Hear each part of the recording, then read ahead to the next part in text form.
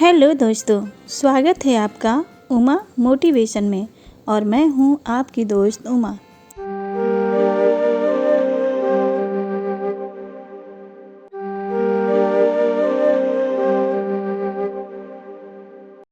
दोस्तों, आज हम लाए हैं एक ऐसी कहानी जो आप सबने कभी न कभी ज़रूर सुनी होगी। ये कहानी हमें एहसास दिलाती है कि यदि हम कभी किसी से धोखा करते हैं या उसके साथ विश्वासघात करते हैं तो उस विश्वासघात और धोखे से मिले हुए धन से क्या हमारे सोचे हुए कार्य हो पाते हैं।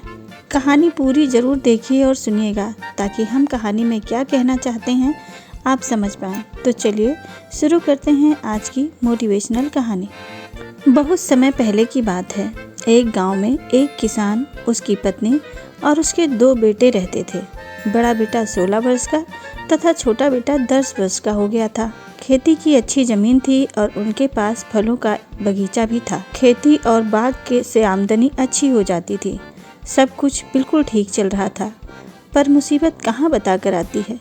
किसान को खेतों पर एक सांप ने काट लिया और वह चल बसा।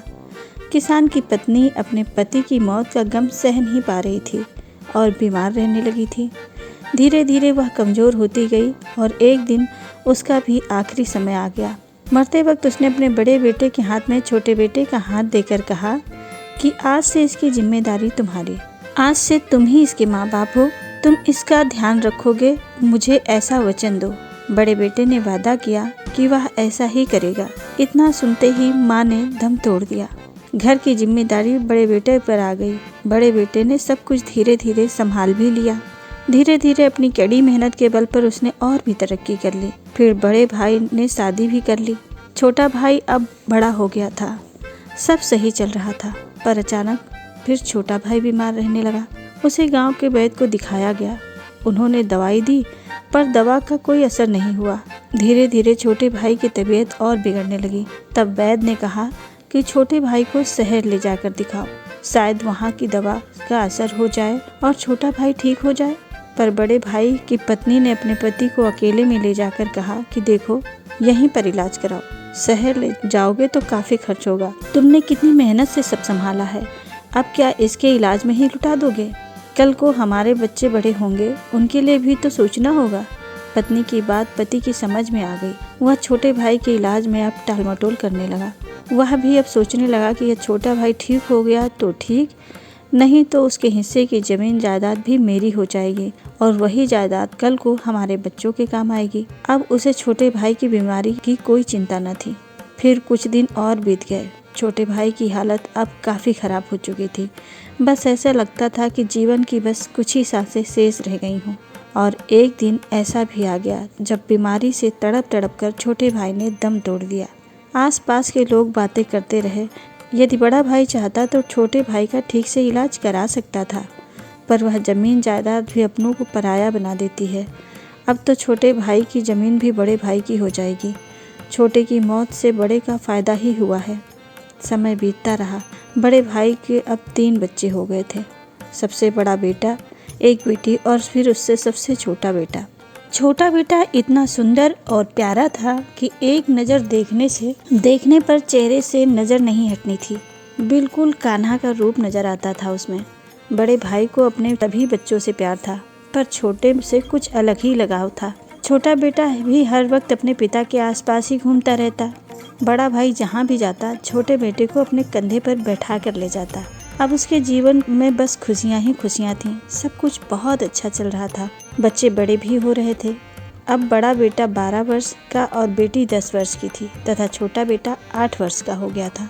पर एक दिन अचानक छोटे बेटे की तबीयत खराब हो गई। वह स्कूल से आकर बिस्तर पर लेट गया। उसे तेज बुखार हो गया। गांव के वैद्य ने दवा दी। बुखार उतरा तो फिर पेट दर्द शुरू हो गया और फिर ऐसे ही होने लगा। छोटे बेटे को कभी कुछ तकलीफ हो जाती तो कभी कुछ। ऐसे करते महीने भर बीत गया। छोटा बेटा अब काफ़ी कमज़ोर हो गया था। चांद सा सुंदर सा चेहरा अब मुरझा गया था। अपने जान से प्यारे बेटे की ऐसी हालत पति पत्नी से देखी नहीं जा रही थी। फिर वे उसे शहर लेकर गए। यहाँ भी दवाओं का असर ठीक से नहीं हो रहा था और यहाँ का इलाज भी काफ़ी महंगा था। धीरे धीरे बड़े भाई ने पुराने रखे जेवर बेचे, फिर ज़मीन बेची अस्पताल का खर्च बहुत महंगा होने के कारण बड़े भाई को अब जमीन का आधा हिस्सा बेचना ही पड़ा। पैसों पर पैसे खर्च हो रहे थे, पर डॉक्टर ठीक से बीमारी का पता ही नहीं लगा पा रहे थे। इस वजह से दोनों पति पत्नी का दिल बैठता जा रहा था।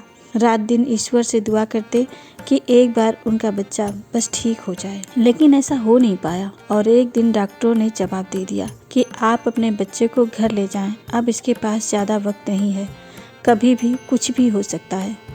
वे पति पत्नी रोते रहे, हाथ जोड़ते रहे। डॉक्टर भी नहीं समझ पा रहे थे कि बच्चे को आखिर हुआ क्या है। एक बीमारी का इलाज करते तो दूसरी बीमारी उत्पन्न हो जाती थी। अब तो आधी ज़मीन और माँ के पुराने गहने सब बिक गए थे। अब आज डॉक्टरों ने भी जवाब दे दिया था। बड़े भारी मन से बड़ा भाई अपने बेटे को घर लाया। पति पत्नी बेटे के सिरहाने बैठे उसे मरता हुआ देख रहे थे और रो रहे थे। बीमार बेटे की आंखों में भी आंसू बह रहे थे। अचानक बेटा अपने पिता से पूछ रहा था कि क्या आपने मेरे इलाज में ज़मीन और गहने सब बेच दिए हैं? पिता ने हाँ में सिर हिलाया और बोला, मुझे इस बात का कोई दुख नहीं है बेटा। ज़मीन और गहने बिक गए तो क्या हुआ, बस तू एक बार अच्छा हो जाता तो सब सही हो जाता, कहकर वह फूट फूट कर रोने लगा। पर अचानक बीमार पड़ा बेटा जोर जोर से हंसने लगा। बेटे को हंसते देख पति पत्नी दोनों चौंक गए। वे समझ नहीं पा रहे थे कि बेटा आखिर हंस क्यों रहा है। फिर उन्होंने अपने बेटे से हंसने की वजह पूछी तो बेटा बोला कि पहचानो मुझे, मैं तुम्हारा बेटा नहीं बल्कि तुम्हारा छोटा भाई हूँ। तुम्हें याद है जब मैं बीमारी से तड़प रहा था तो तुमने मेरा इलाज नहीं कराया, बल्कि मेरे हिस्से की ज़मीन जायदाद की लालच में मुझे तड़प तड़प कर मर जाने दिया। और आज जब मैं तुम्हारे बेटे के रूप में आया हूँ तो तुम मेरे जीवन के लिए रो रहे हो। मेरा हक मारकर अपने परिवार की खुशियाँ चाहते थे ना तुम। देखो मैंने मेरा हक ले लिया है और अब मैं जा रहा हूँ। इतना कहकर बेटे ने दम तोड़ दिया। जो पति पत्नी कभी छोटे भाई की मौत से ज़्यादा दुखी नहीं हुए थे, आज वे अपनी गलती पर शर्मिंदा हो रहे थे।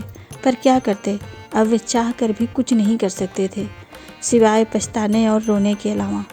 दोस्तों, कभी किसी को धोखा देकर या किसी को दुख देकर जो धन अर्जित किया जाता है वह इसी तरह से निकल भी जाता है। ऐसा धन कभी ज़रूरत पर काम नहीं आता। धोखे से मिले हुए धन का परिणाम हमेशा बुरा ही होता है। अतः मेहनत पर ही भरोसा करें। मेहनत से कमाया हुआ धन हमेशा काम आता है। तो दोस्तों, कैसी लगी आपको हमारी आज की कहानी? हमें कमेंट कर ज़रूर बताएं। और हाँ, हमारे चैनल को लाइक शेयर और सब्सक्राइब करना ना भूलें। Thanks for watching.